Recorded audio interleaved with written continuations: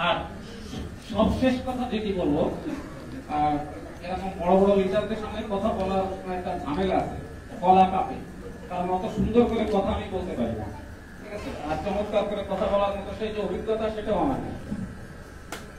খুব পরিষ্কার ভাবে বলতে চাই যে ডিএক্সএন এর মাধ্যমে আলাউদ্দিন সুমন যদি পারে, ইয়াসউদ্দিন ফরাজি যদি পারে, আলী নূর যদি পারে, হাবিবুর রহমান যদি পারে, শামীম হাসান কেন পারবে না?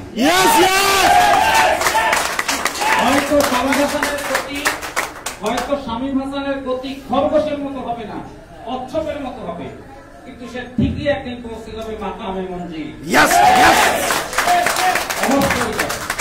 শুধুমাত্র আল্লাহর কাছে এইটুকু বলি, তুমি আমার আইনটা রেখো, কারণ আগামীকালকে আমি মরে যাবো কিনা জানি না, কিন্তু আল্লাহ যদি বাঁচায়